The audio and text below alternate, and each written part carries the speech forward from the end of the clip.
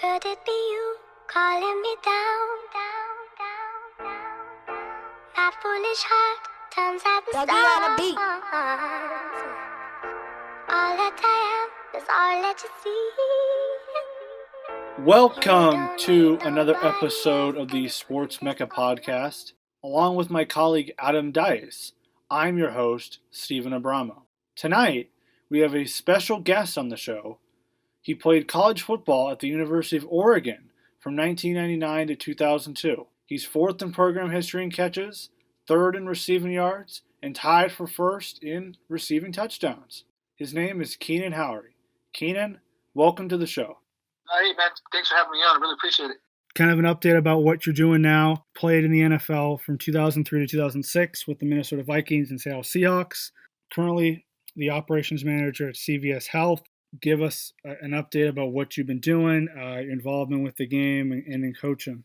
Yeah, for the last, I want to say probably 10 years. I think I've been coaching high school football. I started, back in 2011. I started coaching at my alma mater, Los Alamitos High School. I did that for 2 years. Then went to Esperanza High School. And then for the last 7 years, I think since 2014, I've been here at Carlsbad High School down in San Diego.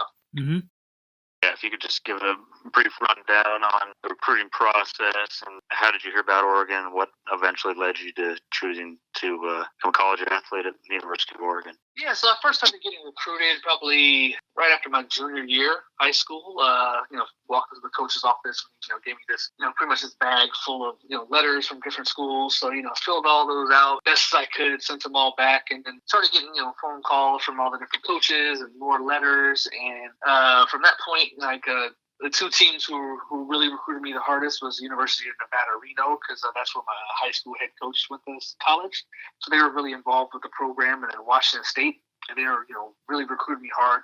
And then as things kind of moved along, more and more schools started showing more and more interest. The year kind of got along, and I kind of already knew about Oregon because they had a guy on their team already who went to my high school. He was 3 years older than I was. That was Tony Hartley. So I had, for the last, 3 years, I've been following Oregon, or 2 years, I've been following Oregon a lot because I, watching him, wanted to see, see him play and, somebody playing big time college football. And then the recruitment just kind of, went that way. Went phone calls and, come to the school every now and then and visit. And, I would kind of go and talk to them or talk to them on the phone. And then as we got into the summer before, so like July, August, before my senior year, the Washington State University actually offered me scholarship. So they were my first scholarship offer, and, they were the ones who were really showing the most interest. So they were, top on my list at that time. So I was sitting there going into my senior year knowing like, okay, I have an offer. I'm sitting there. I like Washington State. They throw the ball a lot. They have a wide open offense. So I'm intrigued. They're top right now, and I'm kind of waiting to see what happens. And as the whole senior season went, Oregon started recruiting me more and more. Started getting more involved with, Coach Chris Peterson, who was a receiver coach at Oregon at the time, and Coach Osborne, who was a tight ends coach, and he was recruiting in my area. So, as we get to the end, it came down to Oregon and Oregon State, Washington State. So I had all my, all three trips were kind of lined up. And, funny is, I wasn't getting recruited by any of the California schools. SC wasn't recruiting me, UCLA, Cal, none of those schools like that. A little bit of Arizona State, a little bit of Arizona, Kentucky, Wisconsin, Colorado kind of came in at the end. But that was pretty much it. At the end, Coach Mike Riley ended up getting the head coaching job at the San Diego Chargers. So they kind of fell off on my list. And actually Coach Johnson, who was the receiver coach at Oregon a couple years ago, was a receiver coach at Oregon State at the time. And, so he called me and kind of told me to run down. And so I appreciated, the honesty and, him kind of reaching out to me. But, that kind of, took them off my list. So it all came down to Oregon and Washington State. The biggest things that, I really wanted was just, going to a program that was either winning or in the process of trending up in terms of, getting a program to where it was, being able to compete for championships, in the conference. And, both of them were kind of similar. Washington State was coming off of a Rose Bowl in 97. So I was kind of, looking at that and going like, hey, they're right there. But Oregon was kind of trending like, hey, they're on the cusp. And then, my thing was I really wanted to play as soon as possible. I didn't care if that was my first year. I didn't care if that was, my second year or my third year, just as long as I would be getting an opportunity to compete, play. And that's the one thing that Coach Peterson kind of told me. He told me, like, hey, straight up, we only have one guy returning, in this whole entire program that has any playing experience at receiver, and that's Tony Howry. So the opportunity for you to play early is going to be there. Now, if you come in and you play well, yeah, you can play your first year, but there's no guarantees. And then with Washington State, I kind of knew their roster, and I knew from the Rose Bowl team they lost all 5 of their top receivers.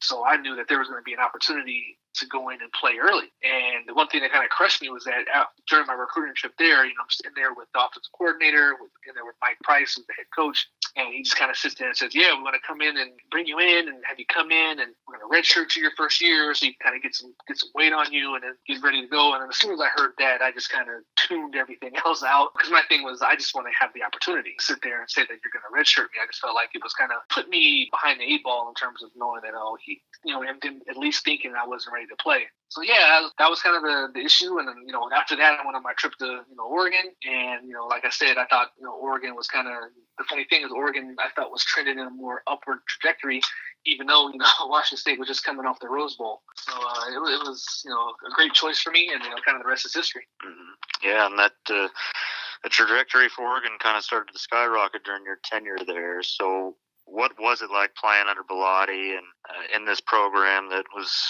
going from middle of the pack to becoming a serious contender on the national level? What was that feeling like?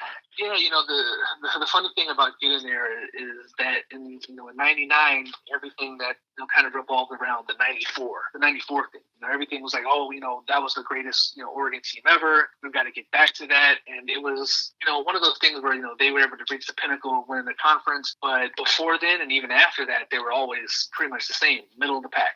Middle of either they were third, fourth, fifth, somewhere right in there. But I could kind of see something changing with them, like when they Tony Howry gets there, when they have Akili Smith, they have Reuben Drones. You can kind of see that they're on the cusp of some things going in a different direction.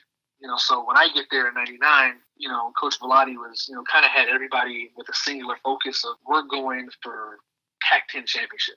Like, that's our main focus. So being able to get there and that was a thing, even like I said, coming off of recruiting trips to Washington State, where that wasn't their talk. Their talk wasn't about getting back. It was that, hey, we went to the Rose Bowl, in 97. And that was kind of their big thing. And that's the one thing that I said, like, hey, Oregon's looking like they're going in the right direction, and that's where I want to be. So, getting there with Coach Bellotti and having that singular focus for everybody, that was my mindset, going out there and winning championships. And, coming from the high school program that I came through, I lost 3 games my entire time there. So I wasn't looking to lose as Washington State did those first 3 years that I was at Oregon. Mm-hmm. When you first got to Oregon, which receivers that were experienced on past rosters helped you along and you kind of used as a role model to resemble your game after? Yeah, the biggest thing about going there and that I loved and appreciated so much was the fact that the guys who had played before would always come back, and that's who I had the most conversation with. I guess I had contact with Tony Howry because, like I said, we went to the same high school, and he was a senior when I was getting there as a freshman. But being able to talk to guys like Damon Johnson, who had just left, and Pat Johnson, having them there and being able to, give them me as much tips and tricks and everything that they could in terms of, keeping me focused and knowing what to expect was a great lesson for me, especially as 18-year-old freshman coming in. And like I said, in my head, I'm coming there to compete and try to get on the field as soon as possible. I think I was able to go out there and do some great things to where I was able to, start by my 3rd game, as a true freshman. So I think everything worked out pretty well. Kind of move towards really the beef of your Oregon tenure, 2000, 2001 seasons. And I think, Adam mentioned how Mike Bellotti was slowly but surely the program was starting to steadily rise, steadily move up. 2000, 2001 seasons, Oregon won the Pac-10. You had the honor to play with Joey Harrington, one of the best quarterbacks to play in program history. But, you also were able to kind of set your path. In 2000, you had 780 receiving yards, 5 touchdowns. 2001, you kind of did a little bit more on the punt return side, almost 500 punt return yards, 2 touchdowns. Talk about those 2 seasons, big-time memories you kind of had. Played in the Holiday Bowl, won it in 2000. In 2001, you guys were able to make a Fiesta Bowl trip and really flirt for a potential national championship appearance. Yeah, it was, being able to go out there and compete for championships, like I said, is a big reason why that's where I wanted to go. So being able to be there, and like I always say that when I got there, they were still laying the groundwork, like I said, because they were still always just middle of the pack. In '99, we actually fall one game short of tying for the conference championship. You fall one game short and weren't able to kind of get there. So then you fast forward to 2000, and that's the one thing I never realized. I never realized how highly ranked we were, in terms of going into that last game of the season against Oregon State. I think we were 5th at the time, so it was always a shock to me. Like, man, we were doing pretty well, and we were just so focused, like we didn't even notice it. And then, go in, we lose that game. The one thing that we kind of took away from him was that, hey, Joey throws 3 or 4 picks. He has a fumble on the 2-yard line, and even with that, we lose by 10. So, you can always sit there and say that, hey, you take one of those turnovers away, something else goes our way, hey, it's a different story. But I think, having that shortcoming, kind of put us into a position where, hey, we're not playing for, to play in the Rose Bowl, but we probably got the next best thing because we get to go out there and take on Texas, who's ranked in the top 10, who everybody's saying is, one of the best teams in the nation. And we went out there and were focused and played with, the chip on our shoulder because nobody was giving us a shot in that game. We went out there and played well in all phases and really, really took it to them. If you look at the game, it wasn't really close. If there's not a pick six and a kickoff return touchdown for them, totally different game.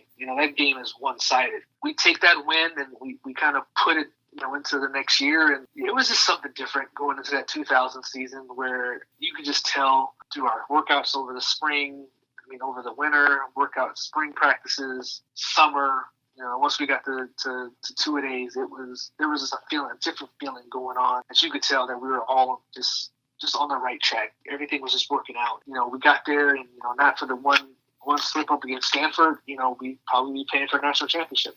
Now that you're almost 20 years removed from that 2001 season, you kind of think about how you might have had a chance to play for the Natty if it wasn't for Nebraska getting in over you guys. Yeah, that was a crazy ride because after the loss to Stanford, our focus was totally just on, all right, the rest of this time out, Pac-10 championship. That's all I think we're focused on. And we played every game, thinking it. And then as the story starts to unfold, weeks start to go by, and people start losing, and we sit there, and I think we're 4 going into the last game. And the big thing that happened that kind of moved us up was that Colorado just handled Nebraska the last game of the season, the week before. So we're going to the championship Saturday where, like, hey, we're sitting there like, if there's any chance that Colorado can pull it off again and beat Texas, and if Florida can somehow beat Tennessee, those are the 2 teams in front of us. We'll jump to 2. That's, because I think at the time, Colorado was way behind us. They were 8 or 9 at the time. So we just didn't foresee any way that they would hop us. So we go, all right, cool. We go out there, and guess what happens? Colorado beats Texas, Florida beats Tennessee, and we're sitting there like, we've got a huge opportunity. And we went out there, outside of the rain, we went out there and played great defense. Finally, some light got shed on the offense when I was able to get the punt return for a touchdown. The rest is history. And then, unfortunately, you wake up the next day, you watch the BCS selection Sunday, and not only do we not go to 2, but Nebraska hops to 2, Colorado hops us and goes to 3. And we end up at 4. And it's just, or even we might even spell to 5. I can't remember, but all I know is we got the short end of the stick with that whole thing going on. Looking back at the BCS compared to the playoff we have now, there is some people wondering now if the playoff was the right move. We're getting pretty much the same 3 or 4 teams every year. Do you feel like the playoff was the right move, and are you in favor of an expansion to the playoff to 8 or 12 teams? Yeah, I was always a fan of the playoff. I just wasn't a fan of 4. I always thought that the best would be 8. The best opportunity for, you have 5 Power 5 conferences. So, hey, you get all 5 of those champs. You have 3 at-larges. You let football decide it from there on out. I thought that would have been the best move at all. But because with 4, like, not only are you possibly going to get, like you said, the same teams over and over and over, you're just not going to get any chance for any other teams to kind of sneak in there. As you looked at it, I think the Pac-12 has been left out twice. I think the Big 12 has been left out twice. It's just been, it hasn't worked in anybody's favor other than the SEC. And rightfully so. I mean, they've earned it in terms of all the national championships that their conference has won. But, from what I've read, I heard that they're actually proposal that is going to take it to 12. They're going to bypass 8 and go straight to 12. So it would have been cool to have, the playoff back then, even with 4 teams. I think we'd have had an opportunity to do something because, even if we'd have got a chance to play Miami, I think we'd have done a whole hell of a lot better than Nebraska did. I'm not saying that we would have went out there and won. I'm not saying we went out there and lost, but I think the talent gap between us and Miami would have been a lot closer than a lot of people realize. Like, even though they set the record for, first round picks, something like that in, I think, 03 or, 04, but we had guys who got drafted and played on NFL rosters just like they did. If not as many, we had almost as many as they did, from that team alone. So we'd have had guys and we'd have been able to compete. I think it would have been a great chance for us and a great opportunity for a lot of those guys on this Oregon team to get a lot of exposure. And, hey, how awesome is it to say that you went out there and played for a national championship? I mean, only 2 teams have ever been able to say that in Oregon history, and most of the first guys are long gone, and the other guys are from the Mariota year. Mm-hmm. I mean, first off, I'm thinking about the uniforms. We know about Oregon's uniforms and their innovation, although right now it's way more subdued than it was during Chip Kelly, Mark Elford years. But, what was the way it is now, looking back, how was it 20 years ago when you played? Yeah, so, I mean, the funny thing is that in 99, I mean, we had less uniform options my freshman year and through my senior year than we did the year before. Because previous to 99, we actually had green pants and they had yellow pants. They wore both. So when we got there in, 99 and totally switched uniforms, that dark green, we designed the helmet with the O. The funny thing was that all we could wear was either all green or all white. And for the life of me, for all my 4 years there, I would go in that locker room almost every other day and just be like, hey, you gotta talk to the people at Nike about taking the stripes off our jerseys. It'll give us that. I was like, that way we could wear green with white, we could wear green with yellow, we could wear white with green, white with we could do some different combinations of uniforms. It was always like, oh no, they're not gonna change the uniforms. And I was sitting there for, like I said, for those 4 years, I was trying to get them to adjust. So it was funny that the year after I leave, in 03, they sit there and they have all brand new uniforms, and it's just that. They have green tops, yellow. They have green tops, yellow. Then they come with the green bottoms, yellow, white. And I think they may even had black that year. I can't remember. But yeah, they did all those things. And I was just like, oh man, I couldn't get that when I was there. That sucks. I mean, for me, I always, when I watch old Oregon games, just the differences in Autzen Stadium. When you go to games now, what if things that you've noticed that are different than when you played? To Adam and I, it kind of feels like it's just completely 2 different programs in a way. Well, I mean, that was I think that's the thing that Chip had kind of started to do. And I always tell people is that it's always the zag. You look back at 2007 when Chip gets there, what the conference was, and outside of Washington State, everything was pro style. The entire conference was pro style. And I had always said that, my whole time there was that we needed to open the offense up. Like, we're sitting there trying to run power and play power football, and we don't even have the biggest linemen in our own conference. And I was always like, yeah, we need to spread it out, have more 3 wides, and do all this stuff. So when Chip gets there and he kind of converts the team to a completely spread, no huddle, it was a complete zag. Nobody in the conference, no huddle. Nobody in the conference was doing 4 or spread offense like that, with shotgun every time. And so that's hard to prepare for, because every week you're expecting, from a defensive standpoint, you're expecting something, all the other 9 teams you played, and all of a sudden you get this team that's completely different. So it's a hard thing to match up to. And then in terms of recruiting, now all of a sudden you can go out there and go and recruit instead of, these kids who wanted SC is recruiting me, but they want me to play corner, or SC UCLA wants me, but I can't play receiver. They want me to play, safety. Now it was like, well, we play 3 or 4 receivers. You can come. We can get you to come here. You look at somebody like Anthony Thomas, right?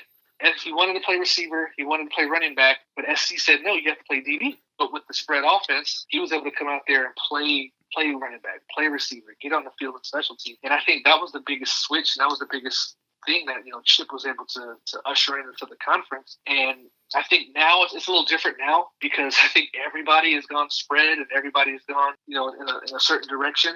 And, now the Zag is, what Cristobal's doing. He's building the team from the old D-line out. And, kind of what he kind of learned probably from Saban in his years at Alabama, to where now he's recruiting those guys that could play on Sundays in the offensive line and the defensive line, getting those guys, big time guys. So now it just trickles down to where if you're successful and you can recruit that well, those guys are going to come and it's just going to make your program better. They're getting guys that I don't think Oregon would have ever expected to land these type of recruits at any time ever in their existence. Even during the Chip Kelly year, they weren't getting guys when they were, and that's the thing is like the Chip Kelly era was the most successful era. And they weren't recruiting this well. Whereas with, Cristobal, he's only had the 2 good seasons. I mean, he's only been here 2 seasons, or 3 seasons, but he's putting together recruiting classes that are just like unheard of. So it's a good direction for the program, and he's got them going in the right area. What is that like as a California guy to see, guys who back when you played would never have left, the shadow of Southern California, of USC, these guys who are ranked in, top 5 in the country, seriously consider, and, some of them are going to Oregon. What, is that more of an indictment against USC, or is it what Oregon has done? What's going on there? It's a combination. It's, you got to give some credit to Clay Helton and what he's been able to do at USC in terms of, making it possible. And this is what I tell people, like anytime the top 2 quarterbacks in the state, and not just the state, but probably in the nation, are both not only in California, but in Southern California, and they both one goes to Alabama, one goes to Clemson, something is wrong with USC, right? That would have never happened in any era. Like I'm talking the 70s, 80s, 90s, the 2000s. And to be honest, SC has always been kind of outside of the Pete Carroll era. SC has always been kind of, mediocre. They've always underachieved. But the one thing that they didn't underachieve at was recruiting. Even to this day, I mean, kids still grow up and talk like they want to go to SC. It's just that the allure isn't there as much as it is. They haven't won, they haven't been winning. And Oregon has been the team that, even though, there were a couple, slip-ups and a couple bad down years, but they've been continuing to grow their brand, continuing to grow, the infrastructure and how the team is built. And, it's starting its turn. And you look at it today, as I always tell people, like, yeah, I wouldn't have went to Oregon. They wouldn't have recruited me. It's just one of those things where that's kind of the place you'd like and you'd love to see the program get towards. Like, yeah, they're recruiting much better talented players now than they ever did when I was there. Yeah, glad that Adam could provide a question for you because I think it is interesting to look at kind of the conference now. It was the Pac-10 when you were there, but it definitely is interesting to kind of compare the recruiting and the style from 20 years ago. I am interested in your answer for this one. You had definitely many notable plays in your Oregon tenure. I'm not going to list off, every one of them, but there's at least probably 4 or 5 that were definitely notable. Your run fake touchdown throw to Joey Harrington, the 2000 Holiday Bowl, the punt return touchdown against Oregon State in the 2001 Civil War. And that was definitely memorable because that was really the game that finished off the season for you guys to win the Pac-10. Your freshman season, the Sun Bowl touchdown against Minnesota.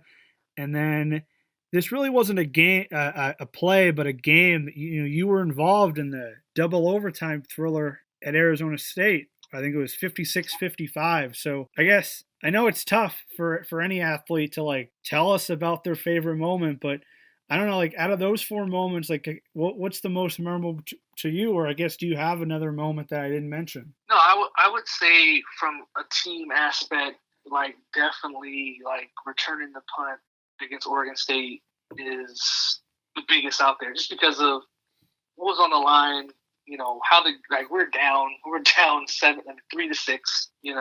We were playing like crap. Pac-10 championship was on the line, and like I said earlier, with the way that the conference championship games had rolled out, like there was a potential for us to play for a national championship that was on the line.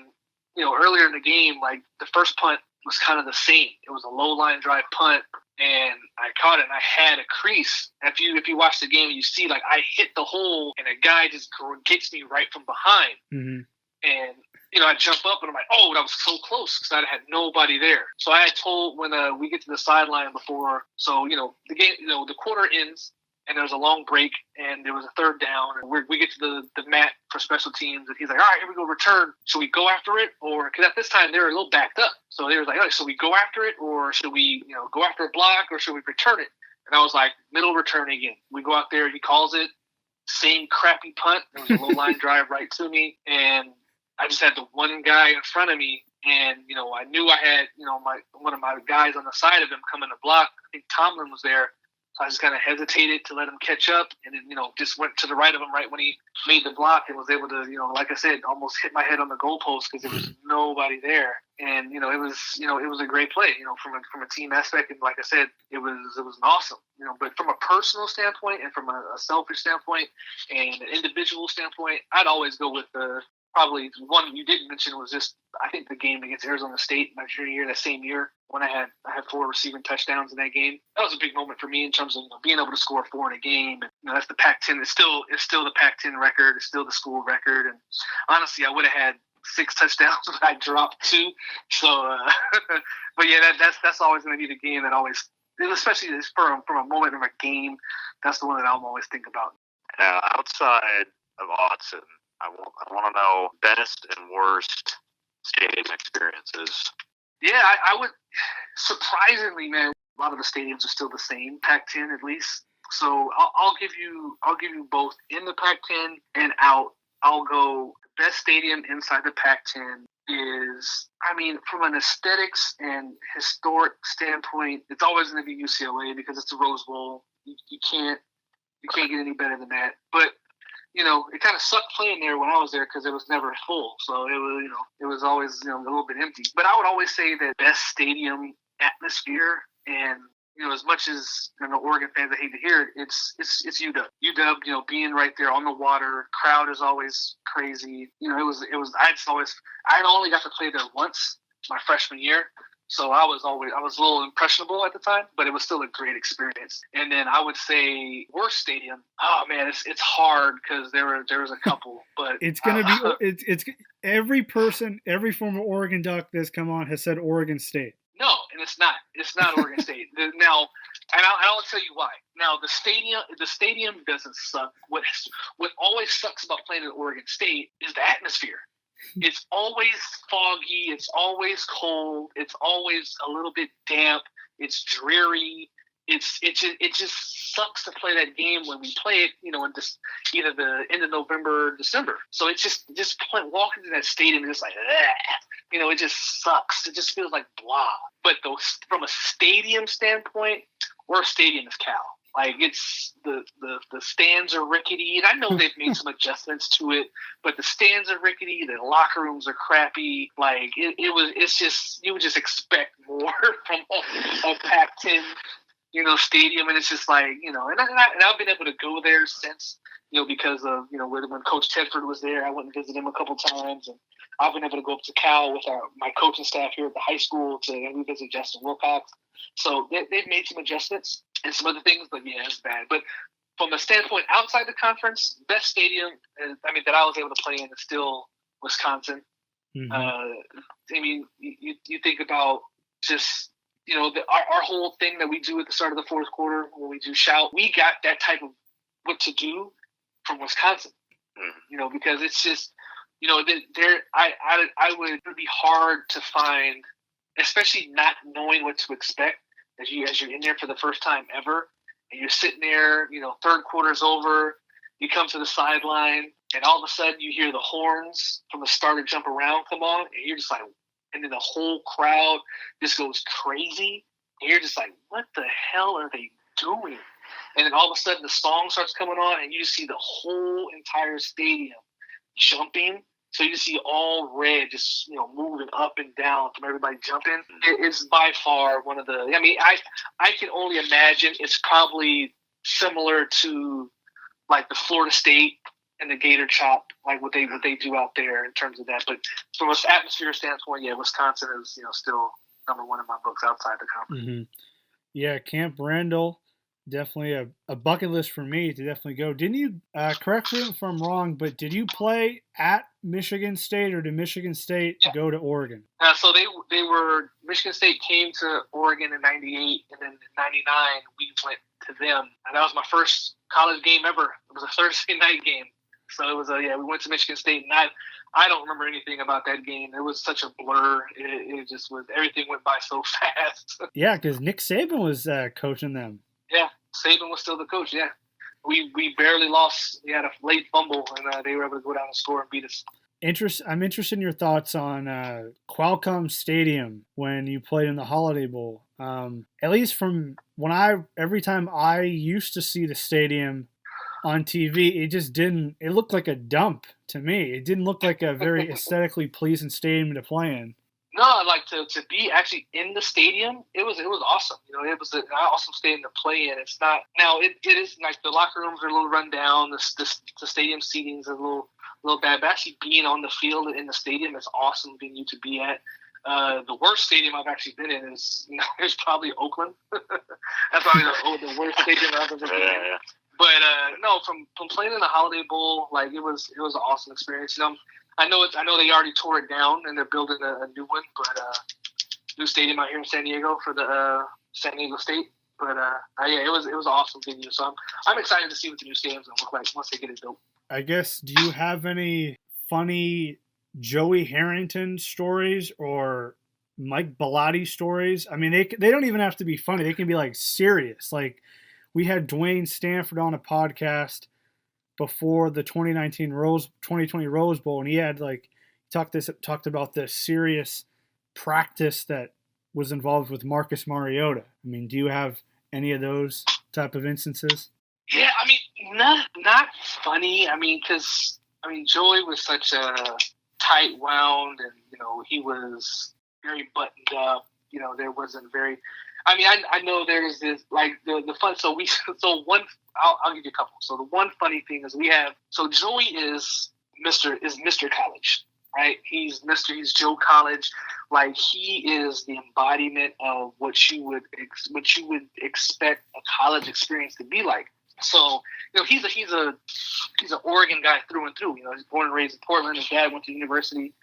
So he loves everything about the school. So, talk about everything that the school did, he was always a part of. So he would go to basketball games and do all this stuff. Well, funny thing is, so we're doing our end of the year video, and they kind of do a video where we wrap the season. They talk about all this stuff, and they, they're talking about, Joey's Heisman, the year, and how he was up for the Heisman, and they kind of did this whole little, it was probably like a 3 to 4 minute video of like his Heisman thing, and they go and they have this shot where they're in a basketball stadium for a basketball game, and Joey was always in the pit crew.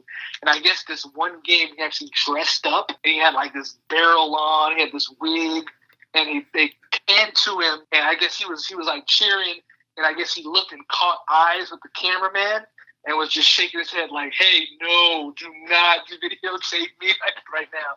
And it's just like, it made it on the end of the year video, and I just thought that was hilarious. But yeah, then another thing is just, like I said, Joey was kind of really tight wound, and he was, very intense person. I don't know if you've ever seen him, but like on the sideline of the games, like he would get really animated. And that, I think at Arizona State game that you talked about, how we had to double overtime, we had to come back, like he was not playing well. He was on the sideline. I remember going to him like, "Dude, you need to calm the F down." Like, just kind of yelled at him, like, "You just need to calm down," because he was like just really working himself up. And it was just one of those ones that was Joey, and that was that's just really, and he embodied all of that. Like, he was always just ready to go. He was always intense. That was kind of the way he was. And then what about Mike Bellotti?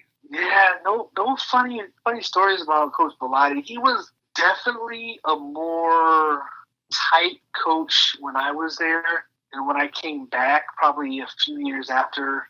When I came back to some games, he was a lot more open and, kind of fun-loving, and kind of like just kind of, it kind of seemed like he had got to the point where he could kind of breathe, and kind of, you could tell like maybe a monkey had kind of come off his back, and he was, because when I was there, he was like, he was running a tight ship.